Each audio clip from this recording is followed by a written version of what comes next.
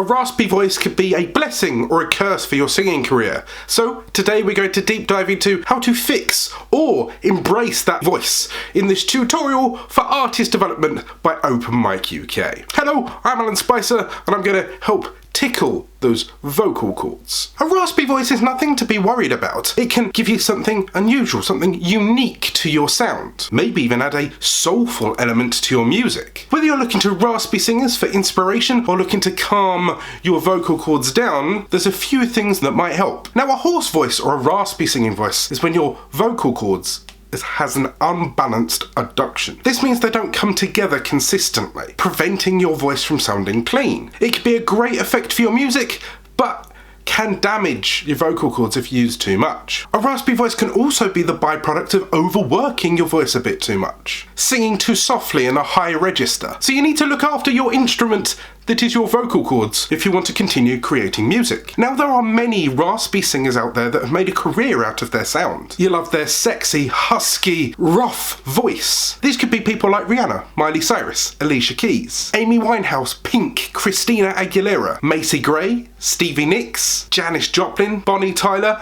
all big names that you recognise their voice, their sound, their uniqueness with. And obviously it doesn't just stop there. You've got Rag and Bone Man, Rod Stewart, Johnny Cash, Tom Waits, Bruce Springsteen, Louis Armstrong, Lou Reed, Leonard Cohen, and my personal favourite, John Bon Jovi. All have a very unique sound, a very unique voice. Now, as I've said, it's perfectly fine to have a raspy voice. It's perfectly fine to sound sexy or husky, that's fine. But some people prefer a much smoother sound. Maybe they know that that's not normally their singing voice and they want to smooth it, heal it, look after it. It is very important for you to understand that your vocal cords, your voice, is fragile. If you're not practicing, if you're not warming your voice up, then your vocal cords, your vocal folds can react differently, can snap differently, can rub against each other, and that causes your problem. If you warm up nicely, if you cool down nicely, if you're singing a style that you're used to and are trained in, then you'll be fine. But there are a few things that you can do to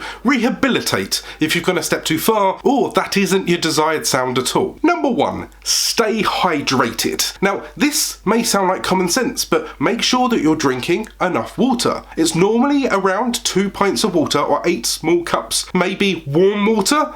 Or you can check out a video that I've done previously on what to eat and drink. There'll be a video in the iCard up here and in the description down below. You can try and make the environment around you slightly more humid when practicing, when at home, because if it's too dry, it can dry it out or it can be a bit harsh. Vapor inhalers are the latest thing that might help you, not necessarily vaping for the sake of it. 2, try your natural remedies. Now, it's no big news flash that honey on toast tastes sexy, but it can also help out your voice. Everyone knows that a little bit of honey and lemon and ginger and those kind of things, these are the old wives' tales, can help you. It will soothe, they've got antibiotic tendencies, or they've got anti-inflammatory effects that can help you. A mug of ginger tea with a dash of honey, you get all of the goodness. It calms things down and it helps things heal. 3, if you've truly caused a problem, if it's truly overworked or hurt, then rest your vocal cords. Remove the vocal rasp by just resting it. If you've ever gone to an event where you're talking all night, or you're talking with friends and there may be air conditioning that's drying out the air, or you're just having to talk a lot, it can kill your throat. When it comes to singing, it can do the same, so resting it truly does rehab it. Because not only are you practicing your singing, but you're constantly talking. You don't realise how much you use your voice in a day. So if you make a conscious effort to maybe stop talking as much,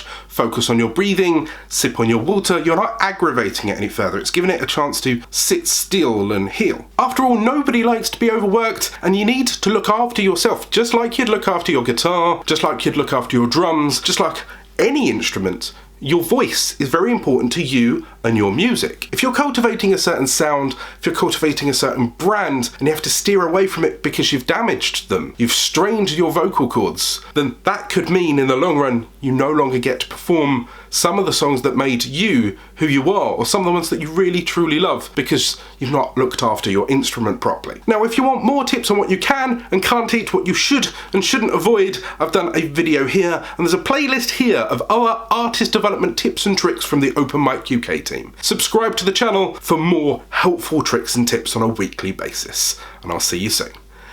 Goodbye.